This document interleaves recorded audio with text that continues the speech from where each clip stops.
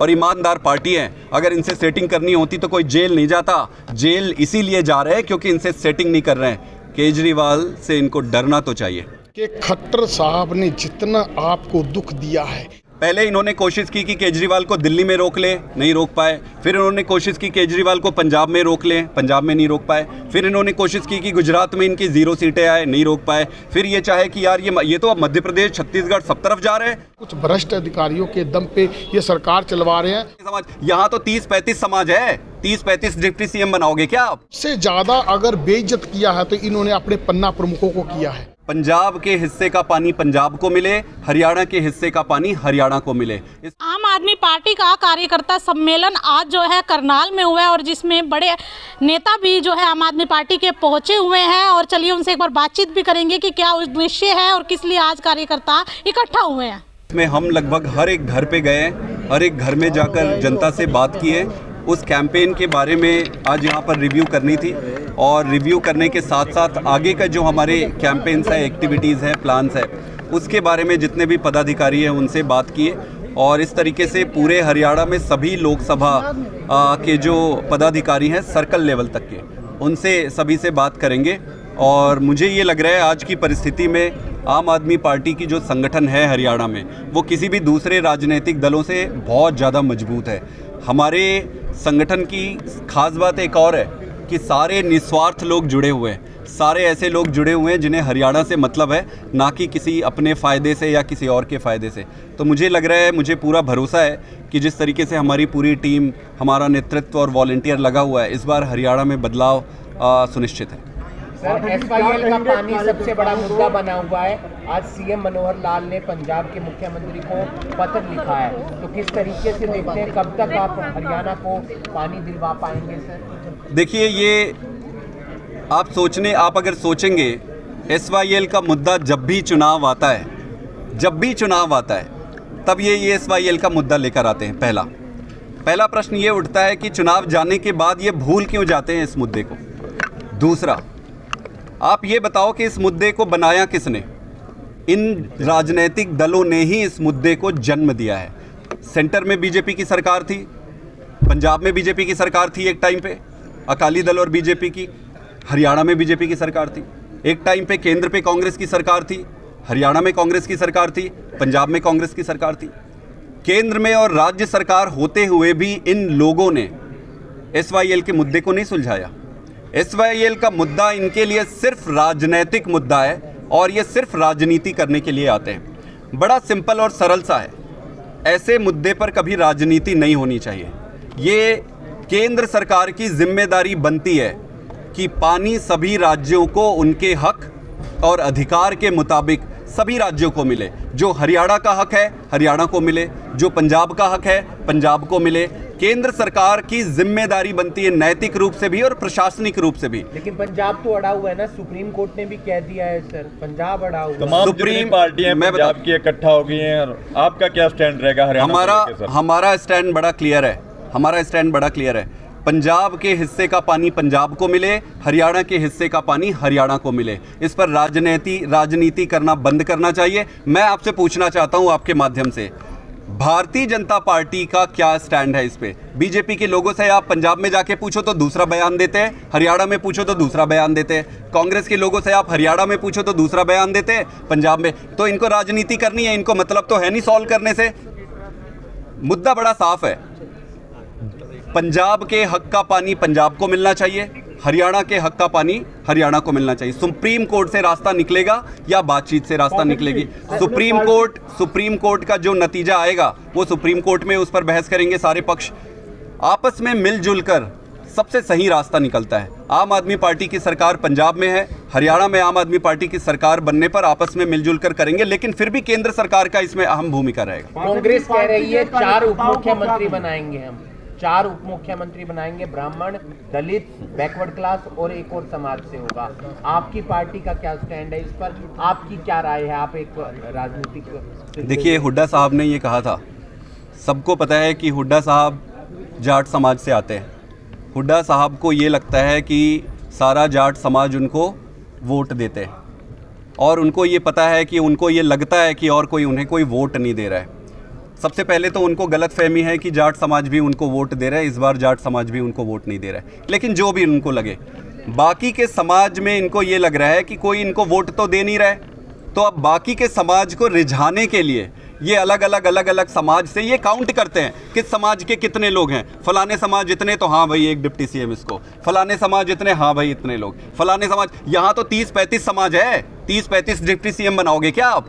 प्रश्न इस बात का नहीं है कि किसको डिप्टी सीएम है, प्रश्न ये है कि हुड्डा साहब को अब पता चल गया है कि किसी और समाज के लोग उनको दे नहीं रहे हैं, उनकी राजनीति सिर्फ एक ही समाज पे कर रहे हैं, और ये स्पष्ट है कि वो एक समाज भी अब इनके साथ खड़ा नहीं हुआ है। हरियाणा के लिए क्या काम करेंगे, बात तो ये होनी चाहिए, बात तो हरियाणा के किसानों को बचाने की होनी चाहिए, बात तो किसान की होनी चाहिए, नौजवान की होनी चाहिए। इनके पास कोई मुद्दा नहीं है, इनके पास कोई विजन नहीं है, इनके पास एक ही चीज़ बच गया है कि फलाना मैं सीएम बन जाऊंगा, फलाने समाज को ऐसा कर दूंगा तो वहाँ से वोट आ जाएगा, फलाने समाज को ऐसा कर दूंगा तो वहाँ से वोट आ जाएगा। अगर इस विजन के साथ ये आगे जा रहे हैं तो दुर्भाग्य है उनकी पार्टी का ही और उनका भी, कि उनको समझ नहीं आ रहा है कि जनता बदल चुकी है, जनता को बदलाव और काम चाहिए। पाठक जी, इंडिया गठबंधन में आपकी पार्टी शामिल है, तो आपके पार्टी के कार्यकर्ताओं को क्या निर्देश है? हरियाणा में कांग्रेस का समर्थन करना है या खिलाफत करनी है? हमें देश का समर्थन करना है, देश के लिए पार्टी बनती है, बाकी सारे राजनीतिक दल सब कुछ स्वार्थ, सब कुछ परे होती है। आज इंडिया गठबंधन करने का एक मात्र सत्ता से पदच्युत करना, उसके लिए सभी ने ये सोचा कि अगर देश को इनसे बचाना है भारतीय जनता पार्टी से तो इकट्ठे होना पड़ेगा। तो इसके लिए हमारे स्वयं के स्वार्थ चाहे कितने भी हो, जो भी हमारे स्वार्थ हो, उन सब स्वार्थों को छोड़कर नेशनल लेवल के चुनाव के लिए, लोकसभा के लिए एक साथ मिलकर आए हैं। आज किसान की बात मैं करूं आपको, अभी बाढ़ आई थी, कई जगह पे बाढ़ आई थी, खेतों में रेता आके बैठ गया है। सरकार की ये जिम्मेदारी नहीं है कि उस रेता को तुरंत हटवाए। सरकार का क्या प्लान है? उस रेता को अगर हटाएंगे नहीं वहाँ से तो अगली फसल नहीं होगी, अगली की अगली फसल नहीं होगी। बाढ़ आए, उससे नुकसान हुआ, उसके मुआवजा का क्या हुआ? मुआवजा कितना दिया आपने? कितने लोगों को मुआवजा मिला? उसको भी छोड़ो। अभी मंडियों पे जो धान आ रहे हैं, धान पड़े सड़ रहे हैं। बारिश भी आ गई, बारिश में भी सड़ गए। इनके पास ना तो ये पूरा MSP देते हैं, ना ये पूरी खरीदी कर पाते हैं। जो खरीदी कर पाते हैं उसको ये मंडी आप गोडाउन में नहीं ले जा पा रहे। किसानों की तो हालत इन्होंने बुरा कर रखा है। इसके बगल में ही पंजाब है, आप सोचो, इसके जस्ट बगल में पंजाब है। इसी देश में पंजाब में वहाँ जितने भी नुकसान हुए थे सबको मुआवजा मिल गए। सारे फसल पूरे की पूरी खरीदी करती है पंजाब सरकार। फसल बिक्री करने के तुरंत वो आदमी घर नहीं पहुँच पाता है, उनके बैंक अकाउंट में पैसा पहुँच जाता है। उसको भी आप छोड़ो, जो फसल मंडी में बिकती है उस फसल को उठाकर तुरंत वहाँ पे गोडाउन पे ले जाया जाता है। ऐसा क्या फ़र्क पड़ जाता है इन दोनों राज्यों में? दोनों तो जुड़े हुए हैं, दोनों राज्य के लोग सेम है, जनता सेम है।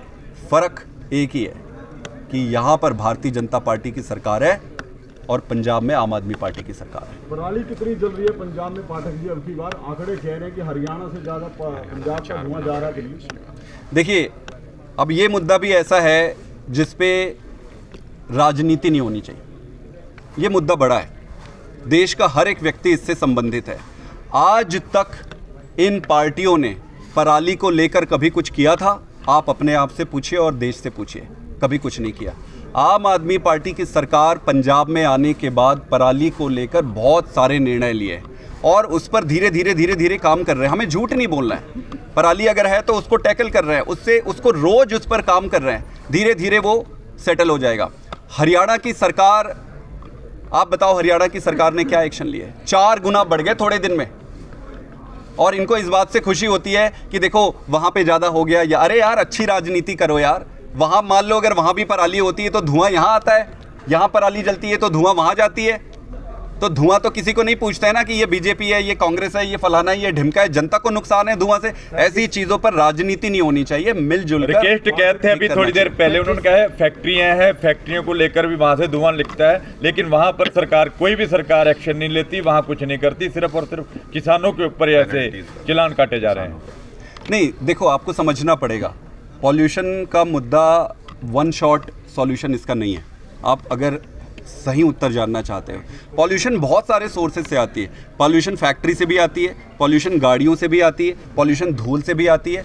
अब इन सारे में एक पैरामीटर पराली है, कई सारे में फैक्ट्रीज़ है, गाड़ियाँ हैं, हम खुद भी कह रहे हैं गाड़ियाँ हैं, धूल है। एक एक करके एक चीज़ को आप बंद कर दोगे तो पूरा नहीं रुकेगा। फैक्ट्रियों में भी लगाम लगाने की ज़रूरत है, उनको नए टेक्नोलॉजी देने की ज़रूरत है, उन पर फाइन लगाने की ज़रूरत है। ना सिर्फ हवा बल्कि पानी भी दूषित होती है, उसको रोकने की ज़रूरत है। धूल जो है धूल को रोकने की ज़रूरत है। तो ये सारी चीज़ें कंपोजिट और कॉम्प्रीहेंसिव तरीके से ही होती है। इंपॉर्टेंट पॉइंट वो नहीं है, इंपॉर्टेंट पॉइंट ये है कि नीयत किसकी साफ है और कौन सच में ऐसे मुद्दे पे राजनीति करता है और कौन मुद्दे सुलझाना चाहता है। 5 स्टेटों के जो चुनाव है उसमें आपका गठबंधन इंडिया गठबंधन के साथ हो तो अलग से इलेक्शन लड़ेंगे? ये बड़ा स्पष्ट है कि इंडिया गठबंधन नेशनल लेवल के पॉलिटिक्स के लिए है, लोकसभा के चुनाव के लिए है। विधानसभा के चुनाव में उन सभी राज्यों में आम आदमी पार्टी अलग से चुनाव लड़ रही है और भगवान की कृपा रही तो बहुत अच्छा होगा। आम आदमी पे जो नेता हैं उनके ऊपर मामले दर्ज हो रहे हैं, चाहे संजय सिंह और क्या और भी कई नेताओं के नाम आते जा रहे हैं, उसको लेकर क्या कहेंगे? नाम, ये आज इनकी स्थिति ऐसा है कि ये जिनको चाहेंगे उनका नाम डाल देंगे। ये आपका चाहे आपका नाम डाल सकते हैं, मेरा नाम चाहे मेरा नाम डाल सकते हैं, जिसको मर्जी डाले। दिक्कत वो नहीं है, दिक्कत ये है कि देश की राजनीति को इस तरह इन्होंने गर्त में लेकर गए कि अब इनको और कुछ समझ नहीं आ रहा है कि कैसे राजनीति बचाया जाए। केजरीवाल से इनको सबसे ज़्यादा डर है, केजरीवाल से। पहले इन्होंने कोशिश की कि केजरीवाल को दिल्ली में रोक लें, नहीं रोक पाए। फिर इन्होंने कोशिश की केजरीवाल को पंजाब में रोक लें, पंजाब में नहीं रोक पाए। फिर इन्होंने कोशिश की कि गुजरात में इनकी 0 सीटें आए, नहीं रोक पाए। फिर ये चाहे कि यार ये तो अब मध्य प्रदेश, छत्तीसगढ़ सब तरफ जा रहे हैं, हरियाणा भी जा रहे हैं, इनकी हरियाणा में भी सरकार बनने जा रही है, तो केजरीवाल को तोड़ दो, केजरीवाल को रोक लो, यही तरीका है। बट करने दो, अंत पंत में जीत जो है सच्चाई की होती है। कोर्ट में है, न्याय व्यवस्था है, हमें पूरा भरोसा है सारे लीडर बरी होंगे, इज्जत के साथ बरी होंगे और ईमानदार पार्टी है। अगर इनसे सेटिंग करनी होती तो कोई जेल नहीं जाता। जेल इसीलिए जा रहे हैं क्योंकि इनसे सेटिंग नहीं कर रहे हैं। केजरीवाल से इनको डरना तो चाहिए। ऐसे है कि आज हमारा कार्यक्रम था, जो कार्यकर्ता सम्मेलन था, 2 लोकसभा में संदीप पाठक जी गए हैं, सभी कार्यकर्ताओं से उनकी राय ली है और हमारे जो लीडरशिप है वो अपने आप को कभी लीडर मानते नहीं, वो भी अपने आप को कार्यकर्ता ही मानते हैं। इसी का प्रमाण देते हुए यहाँ पे आए हैं। अगली बार जिला सदर पे मीटिंग होगी, फिर विधानसभा सदर पे मीटिंग होगी और संदीप पाठक जी भी प्रत्येक गाँव में जाके कार्यकर्ताओं के मिलेंगे और उन्होंने ये बताया है कि छोटी सी चौपाल में हम बैठेंगे नीचे दरी बिछा के और सबकी जितनी भी जो उनकी समस्याएं हैं या काम करने का तरीका है, सबके तरीके पूछे जाएंगे, जो हम और बेहतर कर सकते हैं उसका उनका तजर्बा लिया जाएगा।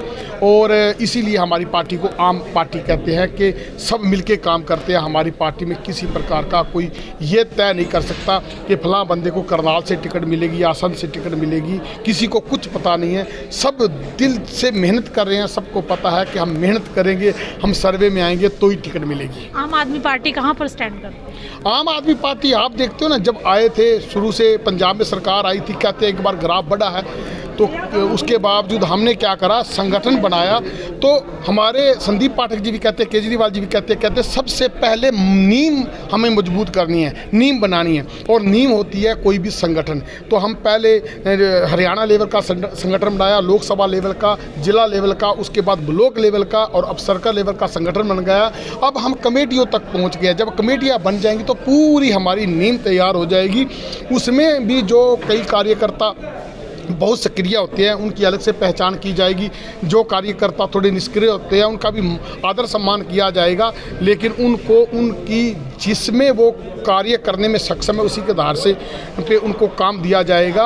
और फिर जब नींव बन जाती है, नींव भर के कोई मकान की बाहर आ जाती है तो उसके बाद मकान बनना बहुत आसान होता है। अब की बार सरकार हमारी हरियाणा में आएगी और 75, ये तो 75 पार कहते थे बातों में, लेकिन हम 75 पार का नारा नहीं देंगे, हम उस पर काम भी करेंगे और 75 से ऊपर सीटें लेके हम यहाँ पे विधानसभा जीतेंगे। जैसे कि हमने पंजाब में 7 दिन पहले तक कुछ पता नहीं था और 7 दिन में लोगों ने तख्ता पलट कर दिया, क्योंकि हम हर चूल्हे तक पहुँच रखते हैं, हम हर घर तक पहुँच रखते हैं। और जो डोर टू डोर आपने देखा, पहले हमने बिजली आंदोलन के तहत डोर टू डोर पे गए, उसके बाद हम परिवार से परिवार आंदोलन के तहत हम डोर टू डोर गए हैं, तो डोर टू डोर जाने का ये लाभ होता है कि हम दूसरी पार्टी को तरह ये नहीं कहते कि फलां एक बंदे को पकड़ लिया, उसके मुखिया को, उसने कह दिया सारा गांव मेरा है और उसके बाद वोट से जीत गए। अब लोग कहते हैं कि जो हमारे लिए नीतियाँ बनाएगा उस सरकार को लेके आएंगे।